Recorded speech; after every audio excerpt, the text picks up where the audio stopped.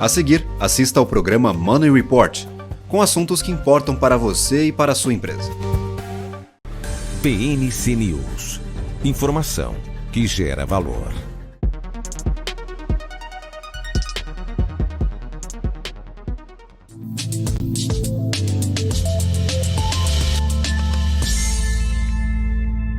Olá a todos, bem-vindos a mais uma edição de Money Report TV aqui na BMC News.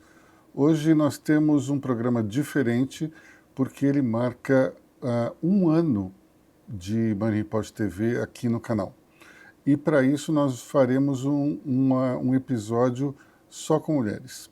Nós temos aqui a Júnia Hermon, que é CEO da Líder Aviação. Nós temos aqui Cris Falcão, que é CEO de Money Report. E temos também Francine Mendes, que é CEO da plataforma EQL, Elas que Lucrem. E desse momento aqui, na verdade é a sua segunda participação em Money Report TV, você que esteve em nosso primeiro programa, né? E falando em programas de televisão, a grande novidade é que você está produzindo um reality show sobre mulheres na área de finanças. Então, conta pra gente como é que é esse projeto. Conto. Bom, primeiramente é uma delícia estar aqui com vocês novamente, fazendo parte agora deste aniversário de um ano do Money Report. É uma delícia estar aqui, colaborando com esse conteúdo mais uma vez e trazendo um pouco mais a história e a missão delas que lucrem da EQL, que veio para desmistificar um pouco o mercado financeiro, a parte da independência financeira e emocional para as mulheres. E sim, estamos agora com mais esse objetivo, mais esse desafio, que é o primeiro reality show para a independência emocional e financeira das mulheres.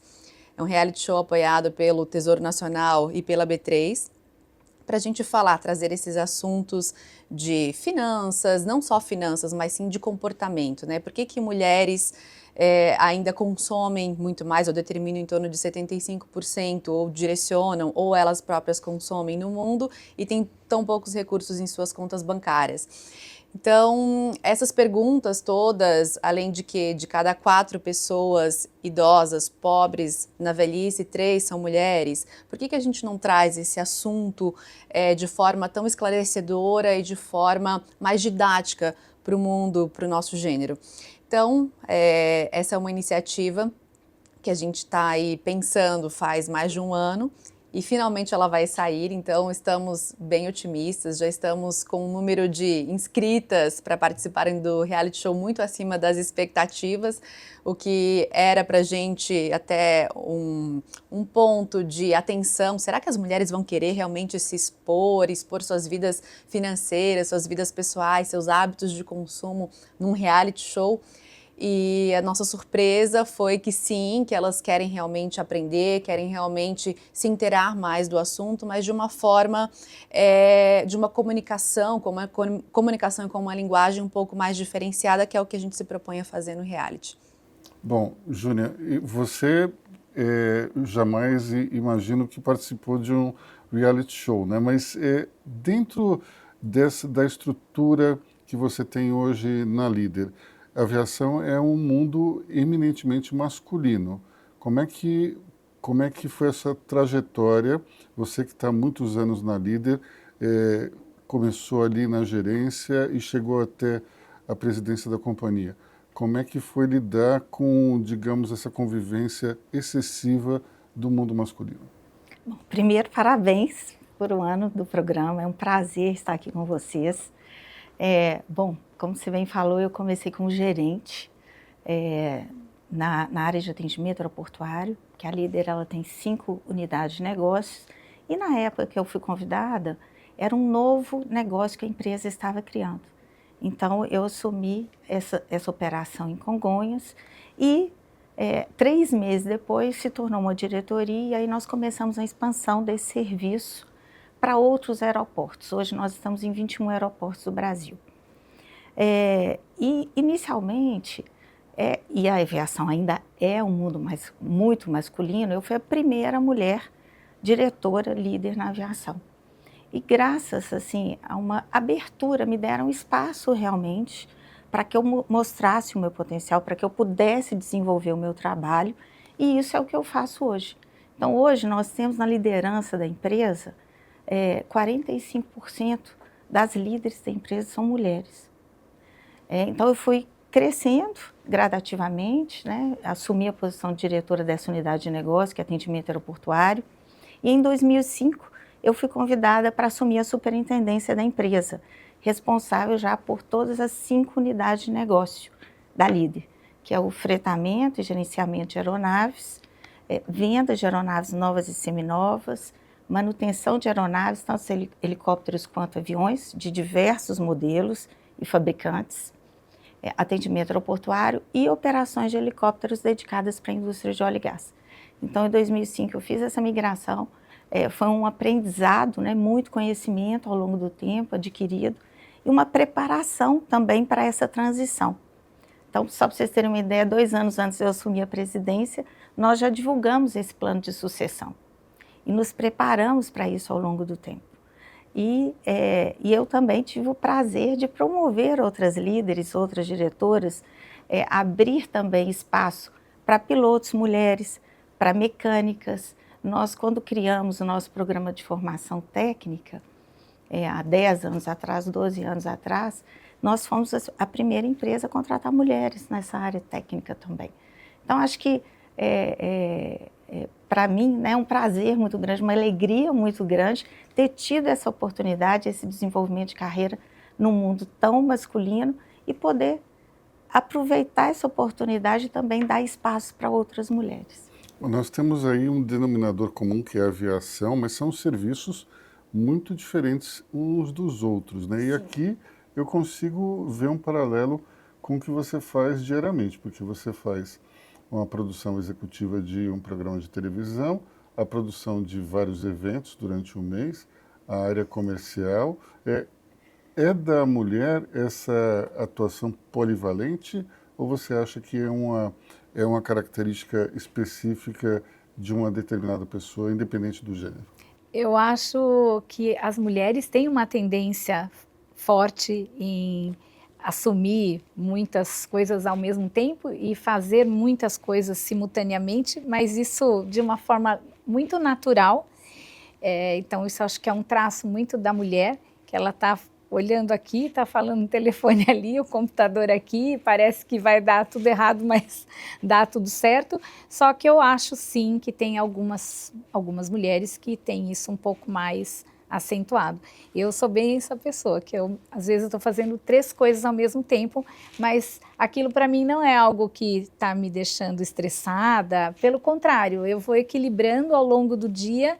Então, ao mesmo tempo que eu estou planejando uma agenda para um programa de TV, está tocando o meu telefone e eu vou negociar algo para o programa ou para um evento e, ao mesmo tempo, estou conversando para entender e fazer esse bastidores, né, que é a prévia do que a gente faz aqui, como nós estamos fazendo nesse momento. Bom, mas é interessante como dentro da dinâmica masculina e feminina, isso também se aplica. Quando você pega um grupo de homens conversando, geralmente um fala e todos escutam. Quando você tem um grupo de mulheres conversando, todas falam e todas respondem ao mesmo tempo. Então, é uma capacidade, eu acho que se tem de lidar com várias coisas ao mesmo tempo que os homens, de fato, não conseguem muito bem, né? Pelo menos eles têm essa dificuldade, né? Dentro da área de investimentos, você sente que as mulheres são mais conservadoras ou menos conservadoras que os homens?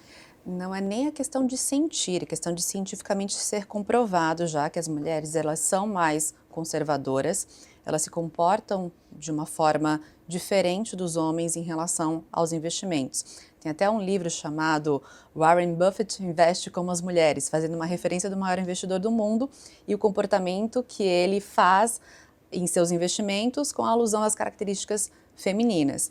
Né? Por quê? Porque temos também o fator, aliás, não temos o fator testosterona conosco, que é um fator que muitas vezes é aquele mais impulsivo, é aquele fator que faz com que você queira, ali no momento que você está ganhando, tomar mais riscos. Então, a mulher, por conta dessa característica mais conservadora, um pouco mais atenta a todos os movimentos, ela acaba não tomando tantos riscos e se ela não tem conhecimento de alguma coisa, ela vai buscar mais informações. Então, o medo de perder da mulher faz muitas vezes com que ela fique muito mais atenta a essas características. Então, emocionalmente, no mundo dos investimentos e na carteira de investimentos dessa mulher, no longo prazo, a gente vê um ganho maior em detrimento da carteira de investimentos dos homens. E talvez esse fator testosterona também tenha outros efeitos, como, por exemplo, um antagonismo maior. Acho que muitas vezes talvez a mulher queira entender melhor para compor melhor com os seus parceiros. Seria isso também? Na verdade, a mulher foi criada socioculturalmente para não entender muito sobre dinheiro, né, sobre investimentos. Ela foi moldada para cuidar de filhos e para, enfim, cuidar da sociedade, não tanto dos seus recursos financeiros. O homem já foi educado mais para ter poder e dinheiro. Isso a gente falando no ponto de vista sociocultural. Então ela acabou que ela delegou, né, muito da sua vida financeira, muito dos seus investimentos para um homem que, vamos dizer assim, está no inconsciente coletivo que sabe lidar com dinheiro e com finanças.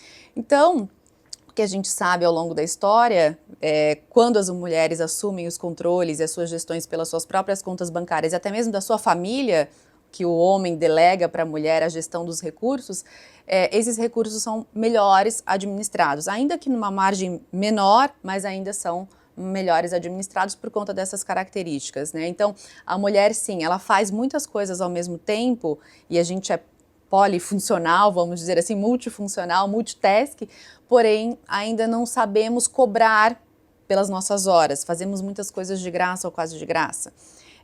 Muitas vezes a gente procura a segurança financeira e não o dinheiro em si, não sermos muito bem-sucedidas financeiramente. Então acabamos muitas vezes nos casando por segurança ou ficando no emprego sem pedir um aumento por muito tempo, porque queremos aquela segurança daquele emprego. Então, por conta de todos esses fatores, em busca de segurança, que reflete também no desempenho dos investimentos, acabamos muitas vezes tomando até menos riscos. E por conta de tomar menos riscos, acabamos tendo um melhor desempenho na nossa carteira de investimentos. Mas isso não significa e não se traduz em mais dinheiro nas nossas contas bancárias, porque muitas vezes nos cercando de todas as seguranças, acabamos perdendo inúmeras oportunidades. Então, em relação a esse equilíbrio também, não só nos investimentos, que a gente tem que trazer também como uma conduta para a nossa vida profissional, no sentido de que o equilíbrio que a gente tem lá, do comportamento que a gente tem lá, trazer para cá, mas no sentido às avessas, tomar um pouco mais de risco, se impor um pouco mais e falar um pouco mais em relação a isso mesmo, a impor as nossas vontades dessa forma para que a gente possa lucrar de uma forma mais inteligente. Esse tipo de formação também interfere na hora que a mulher está buscando uma colocação profissional, interfere dentro dessa trajetória. Não deve ser fácil, primeiro, conquistar um lugar ao sol dentro da empresa e depois cavar essa trajetória ascendente, né? Como é que você fez para justamente entrar e conseguir se suceder dentro da companhia? Bom, acredito que primeiro ponto, assim, muita determinação e muito autoconhecimento. Acho que a determinação foi fator-chave de entender qual era a carreira que eu queria construir para mim. Né? Inicialmente, até interessante contar isso aqui, eu acreditava que eu ia seguir uma carreira financeira. Né? Eu comecei em banco, depois auditoria, depois fui para uma grande multinacional brasileira, né, como trainee, e lá dentro também direcionada para a carreira financeira, até que eu descobri o seguinte: como eu trabalhei na fábrica dessa empresa, eu descobri que eu queria cuidar de um negócio, que eu não queria ficar restrita só à área financeira, eu queria ter a operação, eu queria ver o lado comercial, eu queria um pouco mais a gestão de um negócio como um todo. E foi aí que a líder apareceu. E é interessante porque quando eu fui convidada para a entrevista, e que eu cheguei em Congonhas, porque fui entrevistada aqui em São Paulo, apesar de ser mineira, porque meu sotaque não nega, mas que eu cheguei para a entrevista em Congonhas, fui recebida lá pelo seu João, e ele me levou de carro até a sala VIP, né? Nós subimos uma rampa, passamos pelos hangares, e quando eu vi os aviões, os helicópteros, eu fiquei tão encantada, apaixonada com isso, que eu falei assim, não, que dia que eu começo, é aqui que eu quero trabalhar, olha aqui. Então isso daí já foi assim, já foi uma paixão assim à primeira vista mesmo. Eu acho que quando a gente se apaixona pelo negócio e vê as oportunidades surgirem, é um grande passo. Então, e eu tive essa sorte, porque isso também é uma sorte, você encontrar aquilo que você está buscando. Então eu tive essa oportunidade, fui contratada, ainda bem, né? Fui contratada para essa função, porque a aviação tem muita tecnicidade envolvida, regulamentação, é um nicho muito técnico e de muitos engenheiros, e muito masculino, como você colocou. Então, e eu muito nova, eu comecei com 29 anos, eu assumi diretoria muito nova também, que eu comecei a trabalhar desde os 18, do primeiro dia que eu entrei na faculdade. Então, quando eu assumi muito nova, eu participava de reuniões com outras empresas, através de associações, de aviação geral, de sindicatos, e eu sempre, desde o início, sempre fui mulher. Mas, né, sempre fui mulher, sempre fui a única mulher. A única mulher. A única mulher. E o interessante é que, assim, causava uma estranheza, eu percebia isso, mas eu nunca me deixei incomodar, ou me senti incomodada por isso. Então, eu sempre acreditei, eu gosto disso, eu quero fazer o meu melhor. Então, é sempre buscar conhecimento, acho que é um fator também, além da determinação e do foco ali do que você quer, gostar do que você faz também, porque não adianta só você querer chegar numa posição de liderança ou de, né, no topo de uma empresa.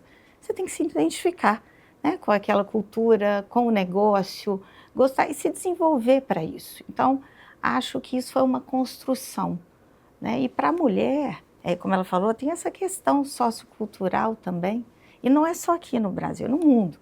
Quando a gente vai para...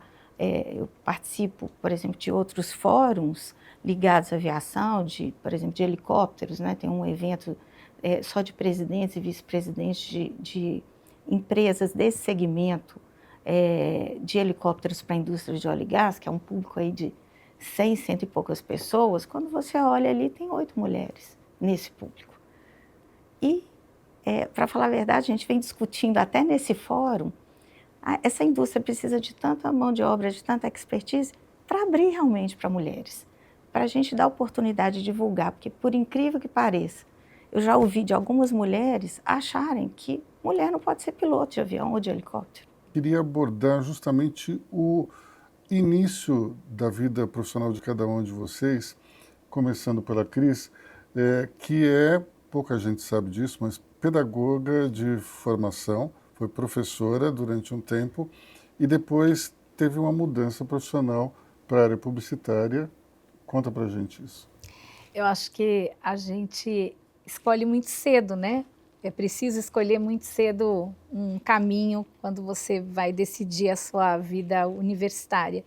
E aí, acho que justamente por ser muito cedo, você não tem, tirando aquelas pessoas que têm um talento muito nato, uma vocação, né, um chamado muito grande, assim, você se vê muito jovem tendo que decidir algo que, no fundo, você não conhece muito a respeito das opções.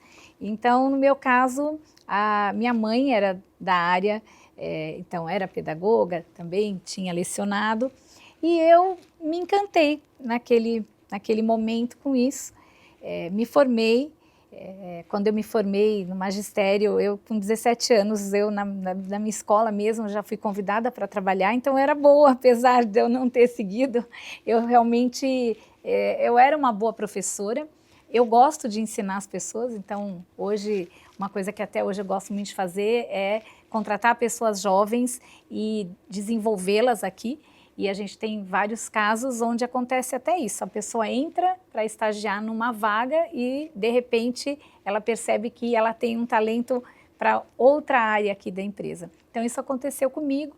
Eu gostei, mas não me apaixonei. E eu queria algo que fosse mais vibrante, eu acho que eu tenho um pouco desse lado empreendedor, que é fazer muitas coisas ao mesmo tempo. Então aquilo ficou um pouco monótono para mim. E aí foi o momento de se reinventar, né? E aonde se projetar e como modificar uma carreira. Eu fui fazer uma pós-graduação, que também, assim, um pedacinho do que eu faço hoje pega um pouco disso, que foi fazer administração, fazer um pós em administração, mas a administração é uma parte pequena da minha atividade atualmente. Então eu me encantei para uma área comercial, que foi a primeira oportunidade que eu tive, era uma posição comercial de executiva numa revista de decoração. E aí eu descobri que, assim, eu amava vender, assim, que aquilo era para mim, eu me sentia assim, independente se eu vendesse, sei lá, R$1.000 ou 100 mil, eu sentia, aquilo me deixava muito feliz e me deixa até hoje. Então eu amo a área comercial, então embora eu tenha várias atividades aqui, como a Luísa mencionou no início, mas eu amo vender. E o que eu falo o que eu vendo não é um produto, né, que existe assim, você ter o desejo de comprar uma aeronave, o desejo de comprar um imóvel, um carro, uma roupa. Então eu preciso planejar, e cada venda minha é algo muito desenvolvido para aquela empresa, né? Então quando eu vou procurar alguém, eu penso, ouço muito e penso o que eu posso levar de diferente, né? Que de fato vai agregar um valor, que não vai ser uma venda por si só. E aí eu me descobri na área comercial. Mas eu acho que seria bacana você falar como foi esse primeiro emprego. Tem um detalhe importante, que é o seguinte, ela vai com a cara de pau que lhe é peculiar falar com o dono da revista, que lhe oferece um cargo que ninguém queria. Ela iria ganhar R$500, uma comissão alta, e só queria trabalhar com a pior carteira de clientes da editora. Então, conta. Era uma carteira onde tudo que ninguém queria, cada pessoa do comercial, esses clientes não fazem nada, então eu não quero. Então esse não faz nada, então eu não quero. Aí, quando eu cheguei, eu tinha uma lista imensa de tudo que ninguém queria. Aí eu estava tendo a oportunidade, ele me sacrificou, digamos assim, porque ele pensou, ela não vai demorar para vender, então vou dar uma comissão alta para ser motivador e um valor insignificante, né? R$500 mesmo, que faz muito tempo. Eu lembro que meu pai falou, você tá louca? Como? Você vai acabar com o seu carro, vai ficar andando São Paulo inteiro para ganhar R$500? Então, assim, na cabeça do meu pai, investir tanto, fez faculdade, fez uma pós, e aí vai ganhar R$500 para vender anúncio publicitário? Bom, mas eu acreditei naquilo e em 3 meses eu vendia mais já que todo mundo. Tudo que tinha naquela lista, muitas coisas, eu converti. Por quê? Justamente porque eu não tinha nada assim ativo, não eram clientes que tinham o hábito de anunciar, então eles não tinham nenhum anúncio para, se eu vendesse, mas tudo bem, eu até estou interessado, mas eu não tenho um anúncio, como que eu vou fazer? E aí que eu entrei, que eu falei para vocês que eu gosto muito de pensar, conversar, entender e vender, fazer algo muito exclusivo. Então, eu falei, então tá resolvido, se o problema é esse. Aí eu arrumei um fotógrafo, arrumei uma pessoa para criar os anúncios, aí eu ia no lugar, aí eu olhava bem os diferenciais e eu dirigia e produzia o que seria um anúncio vendedor, porque também tinha que dar resultado, senão eles não iam comprar mais.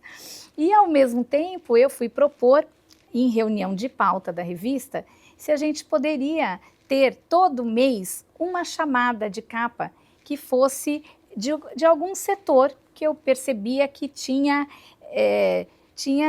dinheiro, tinha um apetite, digamos assim, para anunciar. Então, com isso, era uma chamada de capa, existiria uma matéria, porque eu estava sinalizando para ele que aquele mercado estava positivo, estava em ascensão, e com isso eu tinha um fator a mais para motivar o cliente. Olha, esse mês a chamada de capa, por exemplo, é quartos de bebê. Então, se uma pessoa passa pela banca e ela está pensando nisso, ela, aqui eu vou ter a maior concentração de opções para mim. E aí, com isso, eu acabei, num curto espaço de tempo, tendo um resultado comercial muito grande. E aí ele me chamou, me disse, olha, como você performou muito bem, então agora você vai ganhar igual a todo mundo, o salário mais alto e a comissão bem mais baixa. Só que para mim isso não era uma vantagem, né? Porque eu vendia muito, então eu preferia continuar até ganhando os R$ 500, porque para mim era mais vantagem. Mas enfim, e ali eu bati todas as minhas metas, e eu batia tantas metas que aí ele criou algo que o Aloysio acha graça até hoje, que tinha fazer a cota, né, a meta, e a overmeta, que era assim, tipo 20%, 30% acima do que era um valor esperado. E eu bati todas as metas. E aí eu realmente descobri que comercial era a minha vocação. E nem todo mundo, né, a área comercial é algo que as pessoas acabam, não tem um glamour, e assim, dificilmente alguém sonha, eu quero ser vendedor, né? Não tem, isso não é algo que está no radar de nenhum jovem, de ninguém. E eu acho que antigamente tinha muito essa questão do tipo, a pessoa não se deu muito bem numa carreira, então ela tenta entrar numa área comercial como um meio, né? Mas hoje isso já mudou bastante. E aí você vê muitas pessoas talentosas para a área comercial, e o quanto a área comercial é o coração, né, de uma empresa. E aí tem o vender e vender. Você pode vender algo de prateleira e que vai ser interessante para um grupo menor de pessoas, ou você ter a criatividade e a escuta para que você possa, de fato, ser um meio de transformar também o seu cliente, ajudá-lo a atingir o seu objetivo. De fato, a área comercial ainda é alvo de muito preconceito, e as pessoas ainda têm essa visão errada de que a pessoa não deu certo para nada e vai para a área de vendas, o que é um verdadeiro absurdo.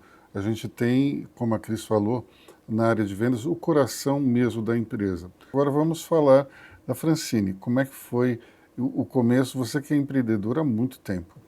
Sim, eu comecei empreendendo, né, Aloysio, e adorei sua história, Cris, porque eu também não tive muito incentivo dos meus pais, não, no início da minha carreira, porque minha mãe sempre quis, né, que eu estudasse muito e que eu fosse alguém na vida, era o que ela falava o tempo inteiro. E quando eu falei que ia fazer economia, ela falou, ah, meu Deus, vai morrer de fome, minha filha, economia, quem que faz economia, ainda mais mulher, né, que é uma profissão muito masculina. E eu sempre, desde jovenzinha, olhava minha mãe, que era do lar, né, e sempre ouvia que não fazia nada. E eu falava, nossa, eu preciso ter uma vida diferente dessa que a minha mãe tem, que as mulheres à volta dela tinham também. Todas ficavam em casa enquanto os maridos trabalhavam. E quando ela precisava de algum recurso, ela tinha que ali se dirigir ao meu pai para pedir. Eu falei, nossa, realmente acho que por isso que ela fica me incentivando tanto, né? Estuda, estuda, estuda. E eu comecei a pensar, onde é que está esse dinheiro? Deixa eu ver aqui, onde é que está o dinheiro? E comecei a pesquisar, muito curiosa, já desde a adolescência. Falei, acho que o dinheiro está no mercado financeiro. Acho que o dinheiro está, não sei, vou ver onde é que ele está. E aí na escola, filha pensa assim. E eu fui caçar o dinheiro, onde é que está? E eu não pensei muito em vocação, no que eu queria fazer, qual era a minha habilidade, não pensei em nada disso. Eu só queria saber onde é que estava o dito cujo do dinheiro e que ele fosse para minha conta, não mais para a conta dos homens que eu conhecia. Um pouco, claro que ele fosse para a conta deles também, mas não só para a conta deles, mas que fosse para a minha também. Então eu cresci com aquele conceito na minha cabeça, fui fazer economia lá na Universidade Federal de Santa Catarina e logo já comecei a estagiar muito cedo, com 17 anos, num dos primeiros escritórios de investimentos lá de Santa Catarina. E aí, nesse escritório, só vinham homens, e a gente começou a cuidar da carteira. Existiam poucas opções ainda que não fossem os grandes bancos. Isso a gente está falando aqui de 22 anos atrás. Então, tinham pouquíssimas opções. Educação financeira não era assim disseminada, não existia essa pauta de educação financeira nessa época. O juro do Brasil em torno de 19,5% ao ano, então dificilmente alguém queria investir, por exemplo, qualquer alternativa de investimentos diferente de títulos públicos ou de CDBs ou até mesmo da poupança naquela época.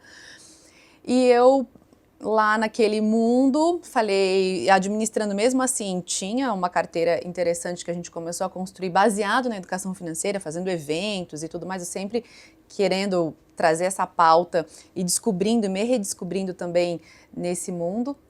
E aí eu, curiosamente, não via mulheres. Dificilmente eu tinha alguma mulher para uma reunião ou para falar sobre isso, sobre essa discussão. Eu falei, nossa, que curioso, porque minha faculdade de economia eu já fiz majoritariamente com homens. À noite, eu comecei fazendo pela manhã, éramos 3 mulheres e o restante todos homens. E à noite, quando eu passei para a noite, porque daí eu comecei a estagiar em 2 empregos e à noite eu fazia faculdade, era só eu de mulher, só eu.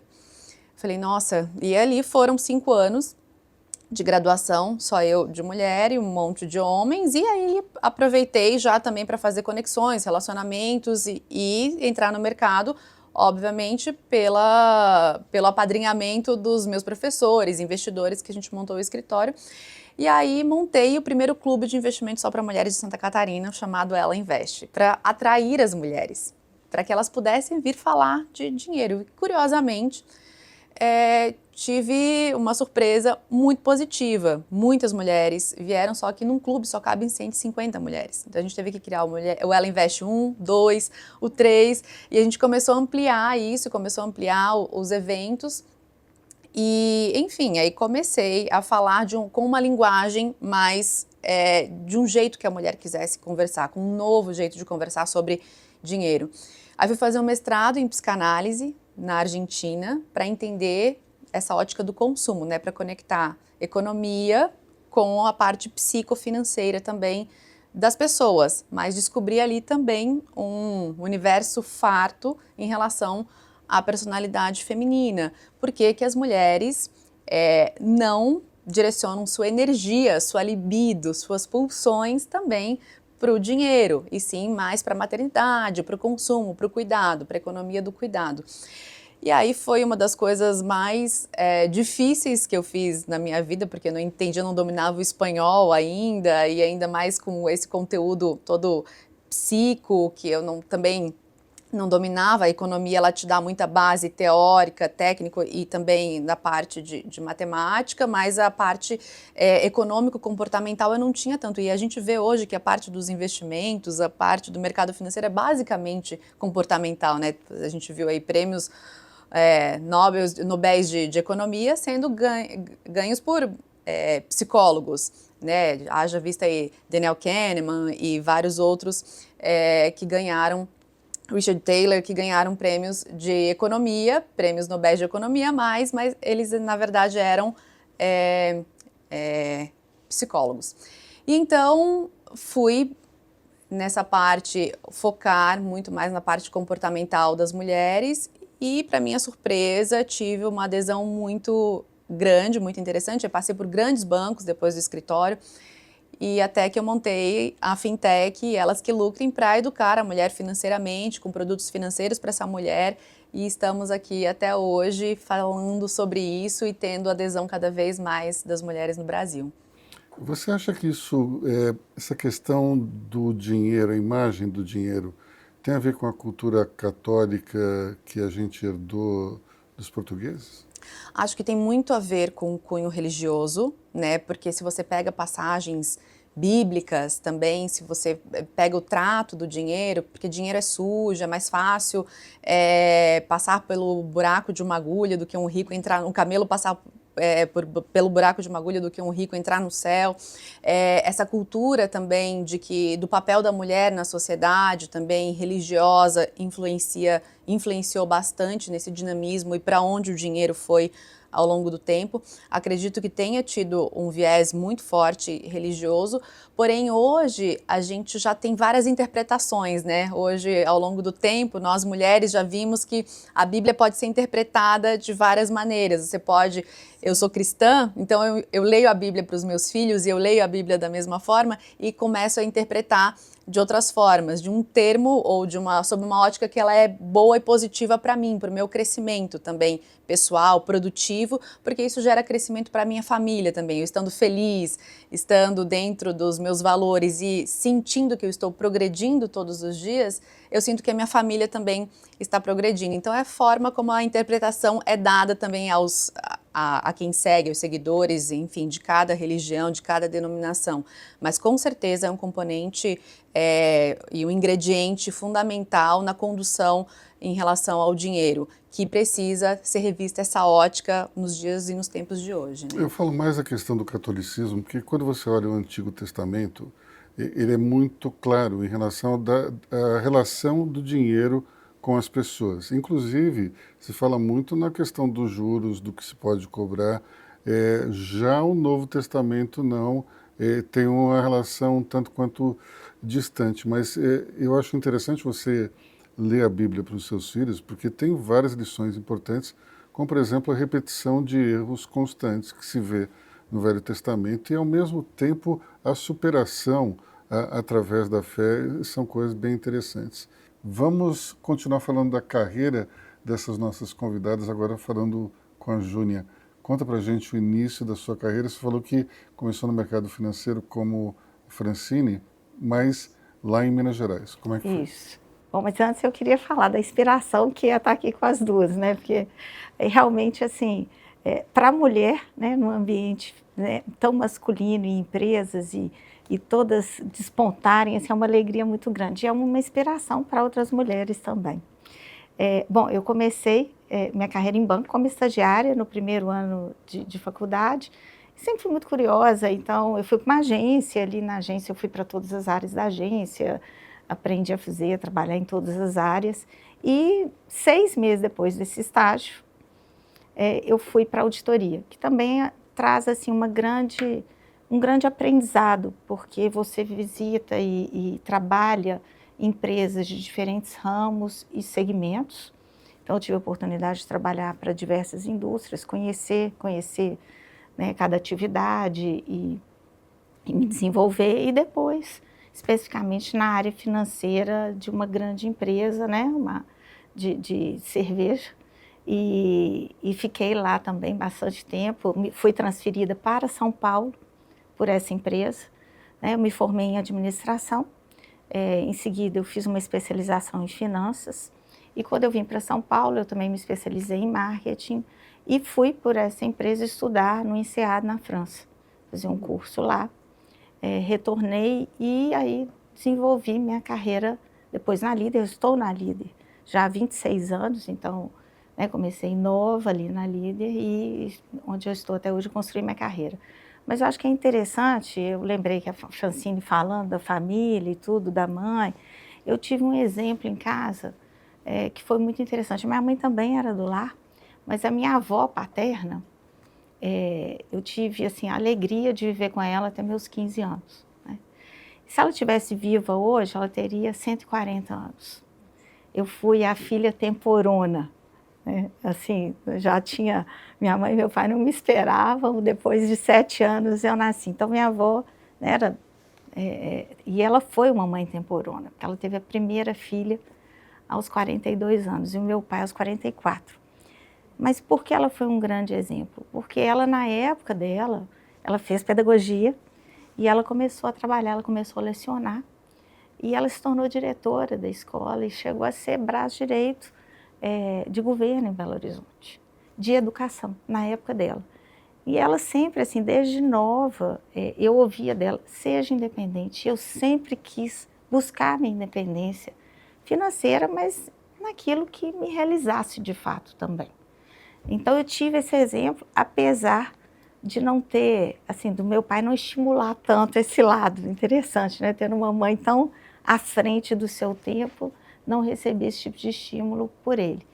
Mas pela minha mãe, sim, ela sempre respeitou minhas decisões, sempre me apoiou, né? Porque eu comecei muito nova e quando eu entrei para a auditoria eu tinha que viajar muito, mesmo na faculdade ter que conciliar isso, já cada hora em um local, né? Às vezes eu passava 3 meses no Rio de Janeiro e e ao mesmo tempo fazer na faculdade era um desafio. Então eu tive essa inspiração dentro de casa de me mostrar, poxa, a gente realmente pode chegar onde a gente quer, a gente pode construir uma carreira de sucesso, mesmo sendo mulher, né? Porque realmente, assim, eu sou de uma geração que era muito difícil para a mulher, né, começar naquela época e construir uma carreira. Então, eu fui uma primeira diretora mulher na aviação no Brasil. Vocês três falaram das suas mães, vocês repararam? Então eu queria perguntar o seguinte, o que os seus pais falavam para vocês quando vocês estavam nesse desenvolvimento? Qual foi o estímulo que eles deram para vocês como profissionais? Cris. Bom, antes de falar do pai, eu só queria complementar que no meu caso, na minha família, eu tive uma situação assim mais ímpar. Então, a minha avó foi uma mulher que se casou muito cedo e ficou viúva aos 33 anos com 5 filhos e 4 meninas. E a minha avó, como ela ficou viúva muito cedo, ela assumiu os negócios do marido e ela multiplicou, digamos, os negócios que o marido tinha deixado. Então, a gente cresceu vendo a minha avó muito, imaginando naquela época, né, à frente dos negócios.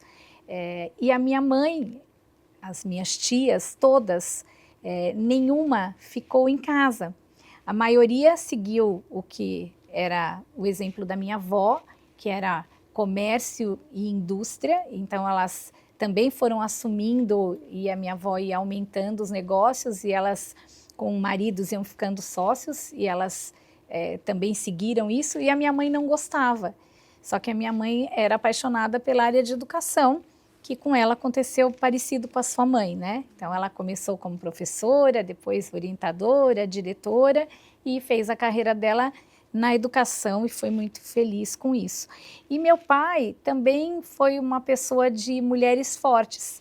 Ele perdeu a mãe muito cedo, com 7 anos, e a avó que criou, ela tinha 6 filhos e teve que assumi-lo quando a filha faleceu, então assumiu ele também, e era uma mulher muito forte, de uma geração onde mulheres não estudavam e ela se formou muito cedo. E meu pai também, por conta dessa história de vida, sempre estimulou muito que estudasse e tivesse uma independência financeira do marido. Então, eu sempre cresci ouvindo que a independência financeira era muito importante.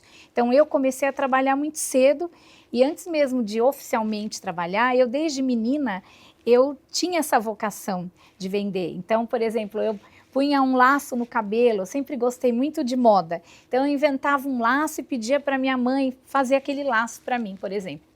Aí todo mundo vinha perguntar do meu laço. Aí eu chegava em casa, falei, mãe, eu quero vender, faz 10 laços para mim. Eu vendia todos os laços.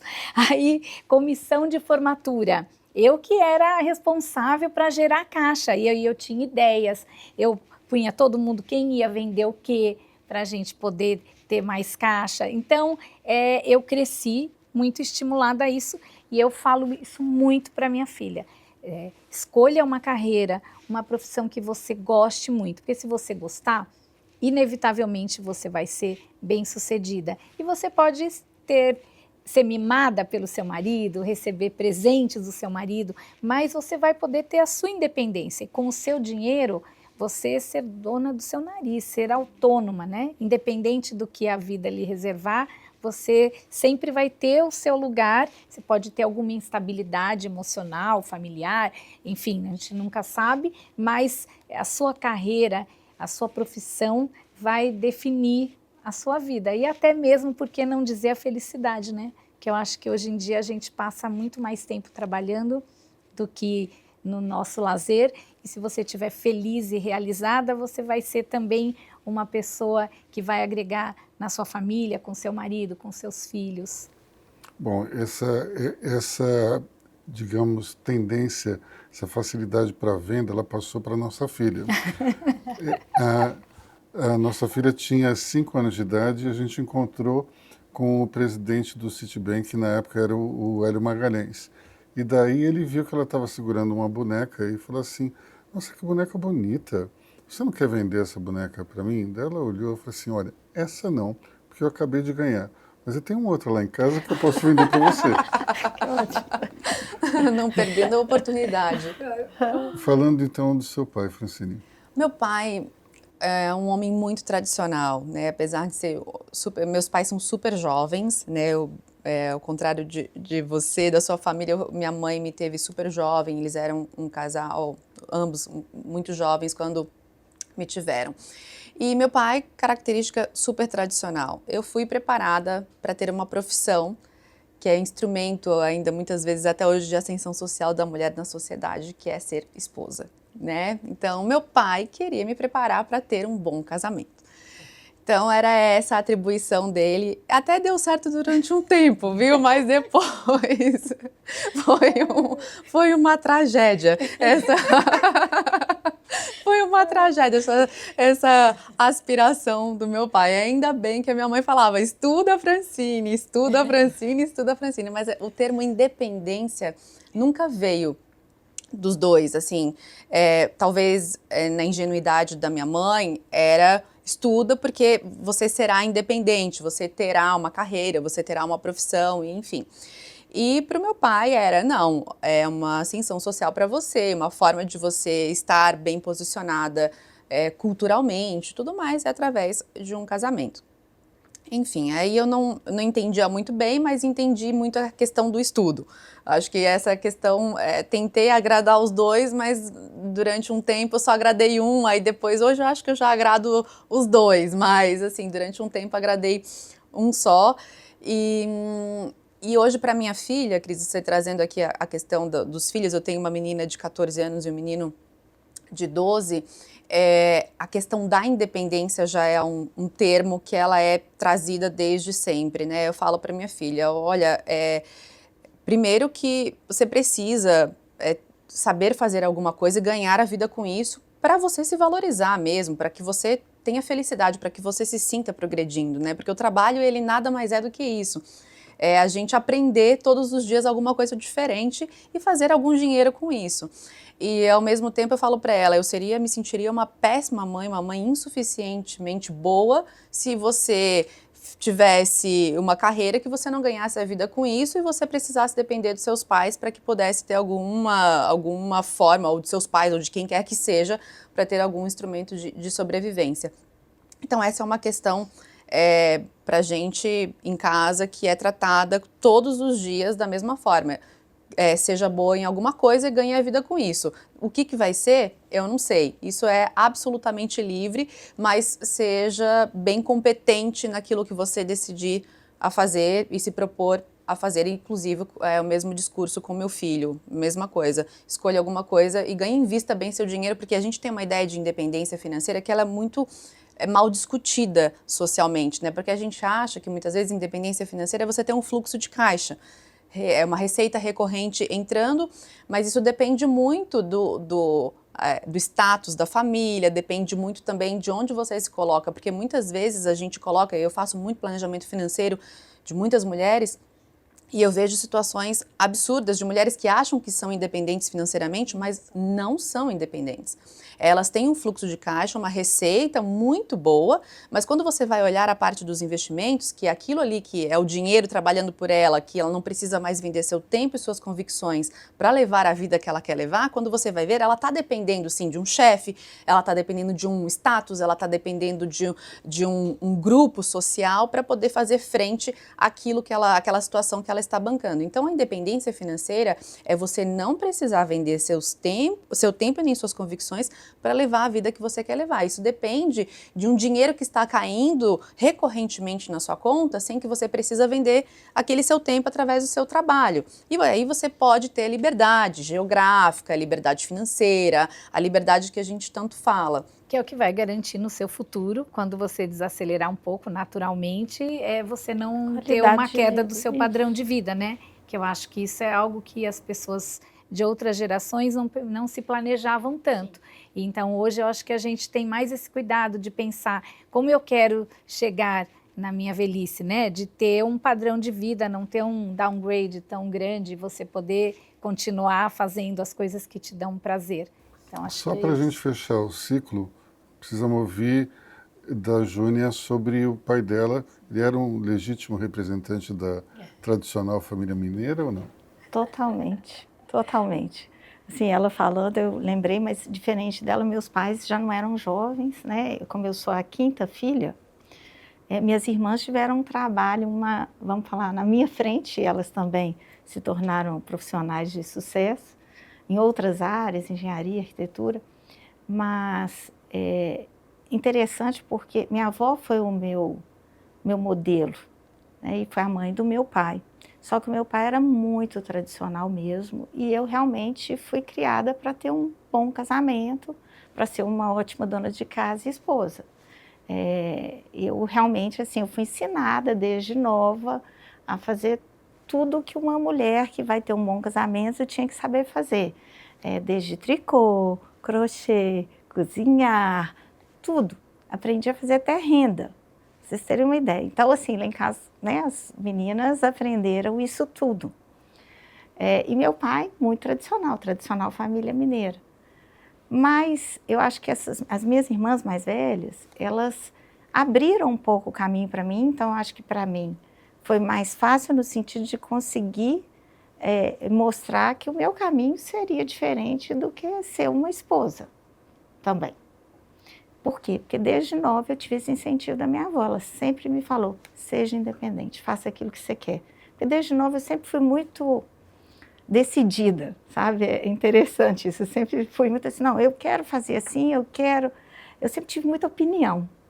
E minha avó falava, é isso mesmo, você precisa conquistar o seu espaço. Ela incentivava isso.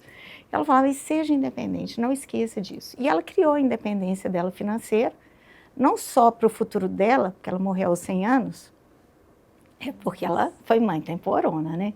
Ela viveu aos 100 anos, mas também da filha dela, que está viva até hoje, meu pai não, e que herdou realmente o que ela gerou de patrimônio ao longo da vida. Então, isso é interessante. Agora, meu pai, já por outro lado, não incentivava, mas o que é bacana, né, disso tudo é que eu realmente comecei a trabalhar muito nova e tive promoções e fui crescendo na carreira e até um determinado ponto ele me escreveu uma carta. E eu tenho essa carta, meu pai não é mais vivo, ele falando o tanto que ele se orgulhava de mim. E isso acaba que é bom, né? Porque foi uma luta ali para conseguir, né, mostrar, olha, é isso que eu quero. Né? É essa carreira que eu quero seguir. Quando eu entrei para a auditoria, esse caso é interessante, que eu ia ter que ficar fora de Belo Horizonte em treinamento um tempo, a minha mãe, a primeira coisa que ela me falou, nossa, que maravilha, mas como é que nós vamos contar isso para o seu pai? Então, você veja, então não tinha esse apoio, não, mas depois acho que reconheceu. Agora eu pensei no seguinte, nossa, eu tenho que terminar o programa, como é que eu vou falar isso para ela? Infelizmente chegamos ao final do nosso tempo aqui, a conversa estava ótima, mas a gente vai ter que encerrar. Eu agradeço muito a presença da Júnia, também da Francine, da Cris, mas quinta-feira tem mais Money Report aqui na BMC News. Até lá.